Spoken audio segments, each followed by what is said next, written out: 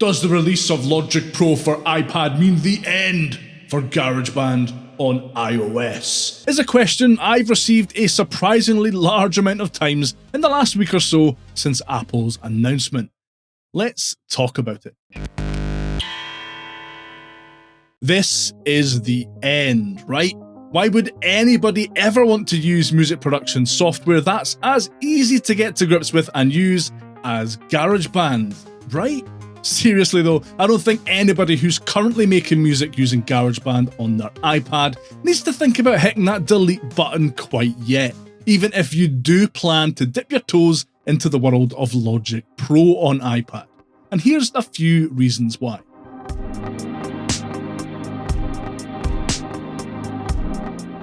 In terms of music production workflows, it doesn't get any more straightforward than GarageBand for iOS. And for a lot of people, that is a good thing.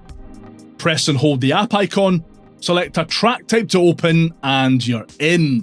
And once you're in, everything is incredibly easy to use.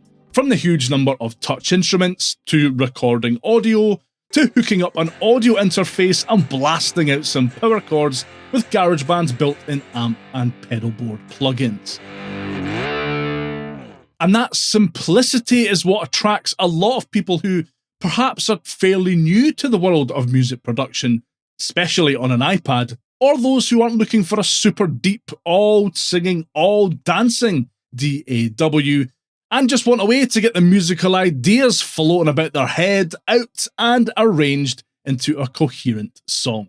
Now, don't get me wrong, Logic Pro for iPad looks incredible.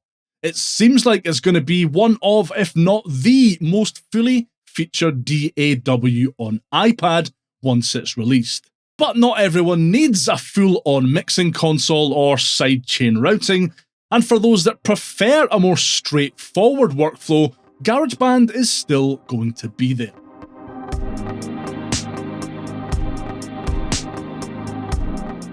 It's easy to forget that Logic Pro is coming to iPad. You will not be able to access this on your iPhone at all.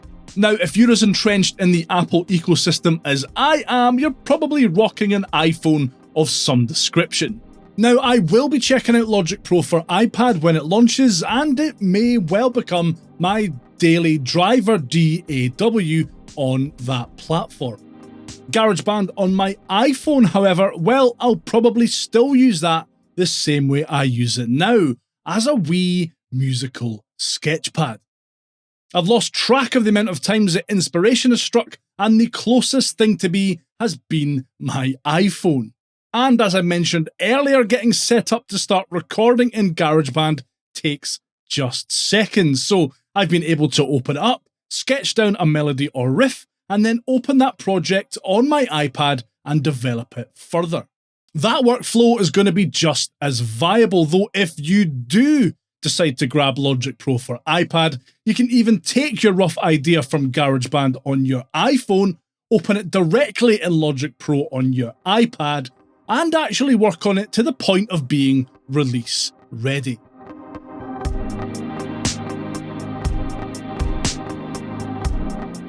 A lot of kids nowadays are getting their start with music production in school on an iPad with GarageBand.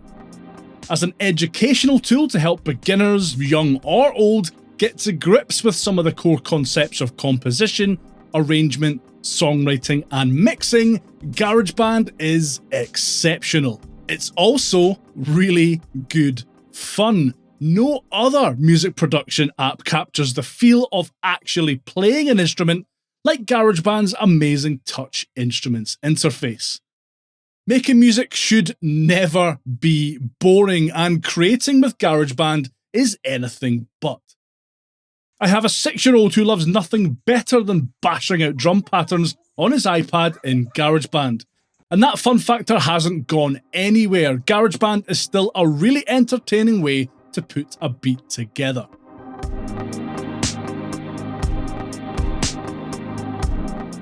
Finally, I think GarageBand is going to remain a really good choice for artists and songwriters who really don't want to get into the weeds of music production mixing, mastering, and all that pro level stuff.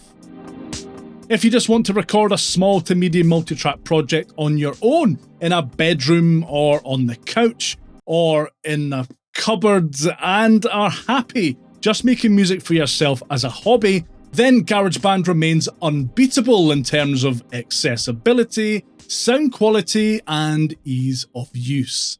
So if all of this Logic Pro for iPad hype is leaving you cold, and you just want to hunker down and continue to use GarageBand to make music in a fun and straightforward way, then don't worry, because I don't think it's going anywhere anytime soon. Personally, I'm really excited to get my hands on Logic Pro when it releases on iPad, but I'm of the opinion that there is definitely room for both of Apple's music making apps in my workflow, and probably in yours too. Let me know your thoughts down in the comments, and if you could give that like button a wee slap on the way past, I'd really appreciate it. And if you are interested in finding out more about Logic Pro for iPad, watch this video next.